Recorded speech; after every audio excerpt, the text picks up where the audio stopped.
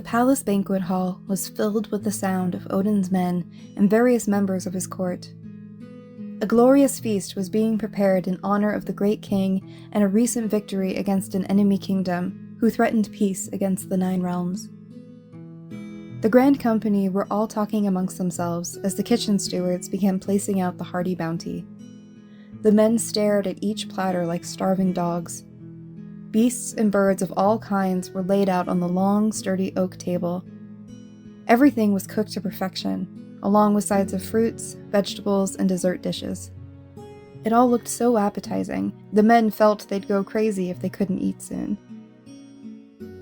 Odin and Frigga soon entered the hall, arm in arm, and with Kara following close behind Frigga, as well with Alva and the twins. The rowdy atmosphere soon became still as everyone stood in respect of their majesties. Odin raised his hand, signaling everyone to be at ease. The chatter then continued like nothing had happened. The king and queen took their seats at the head of the table, with Kara sat beside Frigga on her left, the other maidens sitting amongst the crowd. As she sat, Kara nervously twiddled with some of the decorative tassels hanging from the waist of her dress. No one was paying her much attention, but there was an aura in the air that made her heart race. She took a deep breath to still herself, thinking that she was just worried over nothing. After their glasses were filled, a golden pitcher of Asgard's finest red wine was placed in the corner of the table between Frigga and Kara. Alva had a clear view of Kara and the queen from where she sat. Kara glanced her way for a moment, but then her eyes quickly darted back down to the table. She tried to ignore her, but she could still feel the coldness of Alva's stare. The great doors opened once more, the creaking sound making everyone turn. The men in the crowd gave a mighty hurrah as Thor and Loki arrived. Thor grinned widely as he basked in the praise. Loki couldn't help but roll his eyes at his brother. They walked up to the head of the table, where they bowed to their father and lovingly hugged their mother. Kara stood with Frigga, and the queen placed a comforting hand on her shoulder. She could definitely feel her unease at meeting the fabled princes for the first time. Boys, I would like you to meet Kara Avalar, my new handmaiden. Kara, these are my sons Thor and Loki. The men bowed. Kara curtsied. "It's a true honor to meet you both, your highnesses," Kara managed to say. Thor smiled warmly as he gave a small kiss to the back of Kara's hand. "It's a pleasure, Lady Kara." He winked, making Kara blush slightly. Thor then made his way to find a seat amongst his men. "Welcome, my lady," Loki said, tilting his head slightly and with a gentle smile. He and Kara sat down next to each other. Kara moved over a bit, so as to not be too close to Loki, trying her best to make her movement not so obvious. Alva watched even closer now, this time towards Loki, calculating her next move. Eira and Runa's eyes lit up as the Prince of Thunder made his way over to them. The pair eagerly separated to make room for Thor. Setting Mjolnir down on the table, Thor sat snugly in between the twins. Good evening, my prince. They greeted brightly. Thor smiled warmly as he greeted in kind as he did to Kara. Lady Runa, Lady Eira, I must be very lucky to be surrounded by extravagant beauties such as you two. The ladies couldn't help but cover their face to hide their blush and suppress any giggles. Thor soon joined in with the other men, sharing all sorts of stories about their conquests and about the battle they had recently won. His thunderous voice seemed to boom over everyone else's, the twins hanging on to his every word in giddy delight. After taking a sip of her wine, Alva stood up from her seat. Making her way up the table, she tapped one of the men sitting to Loki's left, urging him to move aside, almost to the point of rudely shoving him over. Putting on a sophisticated face, Alva extended her hand to Loki, expecting him to greet her with a kiss. "Good evening, your highness," she said, laying on as much charm as she could muster. Loki turned to her, looked down to her hand, and then back to her. A half smile came across his lips as he took Alva's hand in his, holding it for a moment.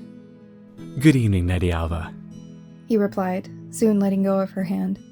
You look very lovely tonight. Alva's ego couldn't help soak in the flattery, but was still a little irked about not receiving a kiss. But such small issues were soon set aside as she tried to engage Loki with small talk, a task that wasn't succeeding at the moment. Loki was perfectly versed in the art of conversation, but didn't practice with people he had no interest in. With women, he got by just enough out of politeness. With men, he would just ignore them altogether. Alva became quiet for a moment, frustrated as she brainstormed other ways to get his attention. Eira and Runa noticed this, and they couldn't help but stifle a laugh at her expense. Alva glared at them as she brought her wine to her lips, causing the twins to quickly look away and become silent. Kara felt too nervous to eat. The only thing she managed to dish up was one chicken leg, a small bundle of grapes, and a piece of bread. Loki side-eyed her as she picked apart the bread crust. He leaned over slightly and gestured towards the pitcher. If you wouldn't mind, my dear. He said, as he pointed to his goblet, making it slightly float off of the table and towards Kara. Kara snapped out of her trance as she was taken aback by the sudden display of magic. Frigga cleared her throat and gave Loki a slightly stern look. Growing up, she had always told him it was impolite to use magic while dining. The trickster couldn't help but smile to himself as he was caught. Seeing that smile made Kara go slightly pink in her cheeks, but she kept her head slightly down to hide it from Loki.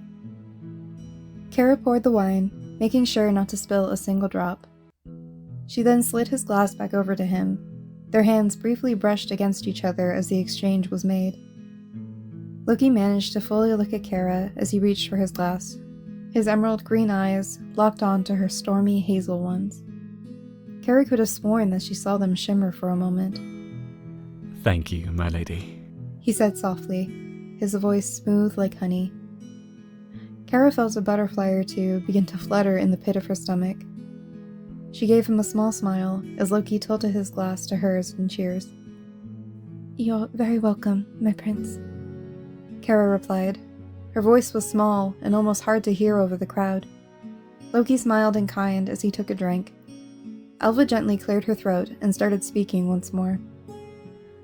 "My prince, as I have been tirelessly helping the queen with preparations for the upcoming ball for Alfheim's royal family, I was curious if you would be attending," she inquired. I'm not quite sure yet. Usually when mother and father host parties for families of the 9 realms, I always find it a bore.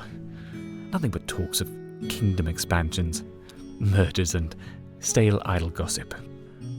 Loki replied. Alva nonchalantly moved closer to him, making sure that their upper arms were touching. "Well, I'm sure I would be perfect company for His Highness. It would be refreshing to be amongst people of our caliber.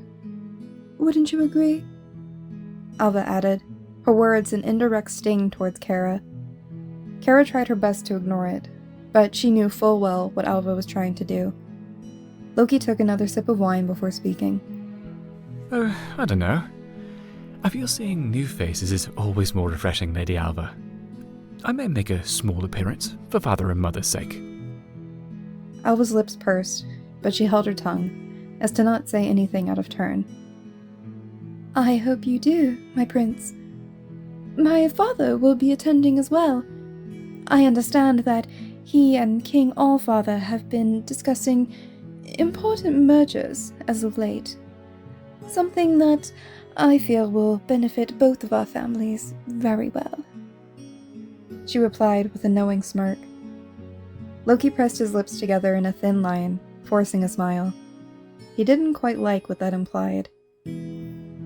Alva then excused herself from the table, curtsied to Frigga, and then left the room, but not before giving Kara an icy stare that Kara could feel run down her spine. She already knew that she needed to stay out of Alva's way, but it seemed like Alva wasn't going to make that easy for her. Kara did feel a bit more easy once she left, eating a bit more food and making more small talk with the queen once permitted. She was still too nervous to converse more with Loki. Frigga then finished her meal and motioned to Kara to follow her out, as she was in the middle of refilling Loki's glass once more. Kara let out a breath of relief, feeling that she can finally fully relax, her body staying totally stiff throughout the evening. As Frigga made her way to the door, Kara stood up suddenly, anxious to leave for a more quiet part of the castle. She placed the pitcher on the corner of the table, a bit too close to the edge, unbeknownst to her. As she let go of the handle, it started to tip over, the dark crimson liquid moments away from staining the pristine marble floor. Once Kara realized what was happening, she tried her best to catch it, only to have Loki beat her to it. He was sipping from his glass as his index finger was hooked under the pitcher's handle. Miraculously, not a single drop had escaped the container. Kara stood there stunned, her hands halfway outstretched, as if she was still trying to catch the pitcher. A worried look came over her face, scared that Loki, or even Odin, would scold her for being clumsy. Mentally ordering her hands to not shake, Kara took the pitcher from Loki and handed it off to a nearby steward. She dropped to her knees and kept her head down. I'm terribly sorry, Your Highness. Please forgive me, Kara pleaded, a slight whimper in her voice. Frigga looked on from across the room, watching and waiting to see how Loki would react. She took a few steps forward, preparing herself to intervene if needed. Parts of the room started to go quiet, as everyone whispered to each other. Odin looked on at them like misbehaving children, silently ordering them to ignore the cowering maiden. Thor looked intently at his younger sibling, silently pleading that he would not be too harsh on her over a little accident. Loki couldn't help but have a little smirk on his face, but his features soon softened.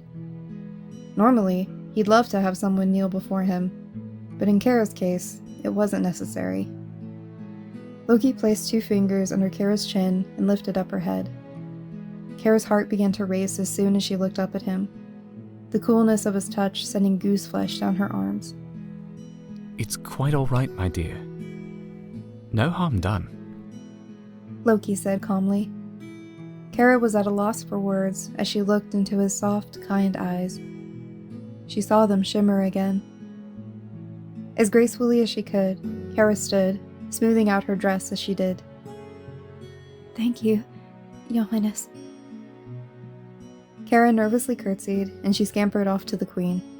Kara kept her head down, and her hands clasped together behind her back as she followed Frigga out the door into her chambers. As the banquet hall doors shut behind the pair, it was calming to hear silence as they crossed the empty throne room. The setting sun casting a soft orange glow through the wide windows, bathing everything in a beautiful evening light. Kara has finally managed to calm down her rapid heartbeat. Loki's stunning eyes, his cooling touch, and his soft voice was already engraved in her mind. She stayed quiet the whole walk to Frigga's room. The Queen noticed this, but kept quiet until they were properly alone. Once they entered, Frigga sat down at her vanity table while Kara worked of undoing her braids and brushing out her long blonde hair. Frigga studied Kara's face in her reflection. Her expression looked calm, but her aura said otherwise. You don't have to be so nervous, Kara. I'm not going to scold you, Frigga said. Kara's eyes briefly met hers in the mirror, the pink in her face returning. Thank you, Your Majesty. I promise I won't be so clumsy in the future, Kara replied meekly. Frigga turned around to face the maid, her face showing mother-like concern. Please, Kara, tell me what is on your mind, my dear, Frigga said, holding on to her hand. Kara waited a moment before answering, trying to find the right words. It's just, for some reason, I didn't expect Loki to seem so intense. Frigga let out a soft chuckle as she stood from the vanity. She moved behind a tall paper screen and changed into a light blue silk nightgown.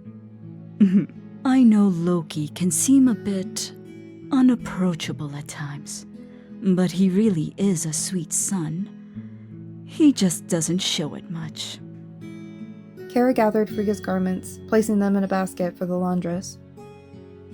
But, if it's any consolation, I could tell he seemed to be quite taken with you.